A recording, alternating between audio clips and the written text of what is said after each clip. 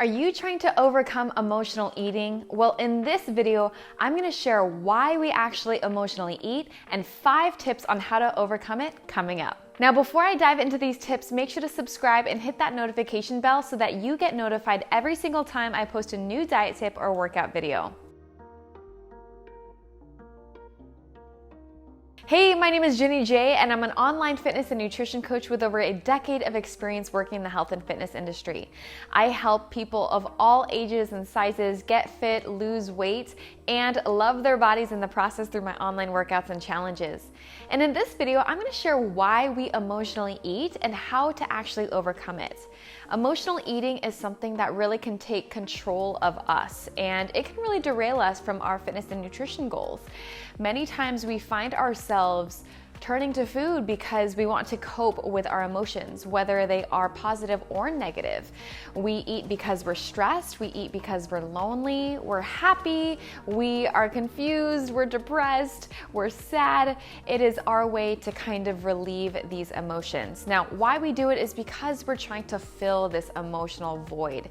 We use food as this sense to kind of complete ourselves, to make us feel whole and complete. When we fill our stomachs up, it gives us that kind of satisfaction of this emptiness that we might have inside of ourselves. So it's very important that we become aware of this and learn how to fix it. And I'm going to share 5 tips on how to do that. Tip number 1 is to have a food diary. So every single time that you find yourself in an episode where you are overeating or binge eating, or find yourself coping with your emotions, spend some time to write it down. Grab a piece of paper or a journal and notice the feelings that you are feeling before, during, and after your episode. This is something that I do with a lot of my one-on-one nutrition clients, is simply becoming aware of our behaviors and noticing for any patterns or repeated things that are happening in our lives. So let's say you find yourself turning to popcorn every single time you get home from work and you're just completely exhausted. And this is your way to kind of satisfy that void of just needing relaxation. Or maybe you just had a fight with your spouse or your significant other and you're turning to candy. How many times are you doing that? What are these feelings that are involved? Becoming aware of the behavior is the number 1 step. Now, tip number 2 is to find an alternative for what you are gravitating towards. So let's say you are an emotional eater and you tend to eat popcorn or candy or chocolate or chips or pretzels or whatever is kind of holding you back from your fitness and nutrition goals. Can you replace that with a healthier option? Can you eat fruits instead of candy or vegetables instead of chips? And although that sounds very easy, just finding healthier alternatives will make that difference in helping you prevent overeating. The reason why is because real food is self-limiting. When you are eating real food that contains lots of nutrients, it is self-limiting. It signals to our brain that we're full because of the fiber and the jam-packed nutrients that it provides. So it's going to give us that signal from our stomachs to our brain that we should probably stop eating because we're full.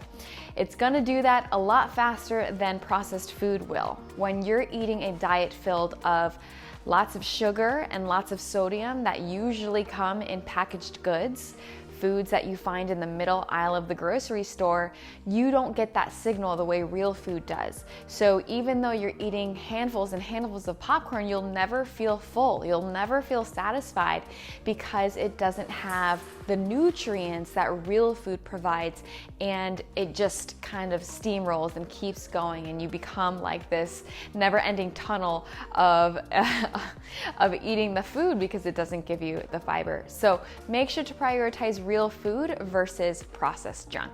Now, I'm curious, what foods do you tend to gravitate towards when you find yourself in an emotional episode? Is it pretzels, chips, or is it candy or chocolate? Let me know in the comments below. Tip number 3 is to make sure that you're eating a whole, balanced diet, making sure that each plate contains 4 elements. So you have your protein, your carbs, your fat, and your vegetables. This is gonna make sure that you stay full throughout the day, and so that you don't get those hunger sensations or cravings late at night because you're fueling your body with proper nutrients. Tip number 4 is to make sure that you make food as an actual event in your day, not a pastime. So often we are eating distracted. So we're scrolling our news feed or watching TV, talking on the phone, catching up with friends. And while yes, we can be busy and sometimes food is the second priority on our list, that ends up making us overeat food and we don't recognize our fullness cues because we're not paying attention to every single bite that we're eating. So consider practicing more mindful eating, sitting at a table, making sure that there are no distractions around, and really tasting your food and slowing down the rate in which you eat. Making sure that you're not swallowing every single food and then just inhaling it, right? But taking some time to breathe, maybe spending about 20 seconds in between each bite, and fully becoming aware of the amount of food that you're eating and making it an event versus a pastime will really help you to save those calories and make sure that you're not overeating.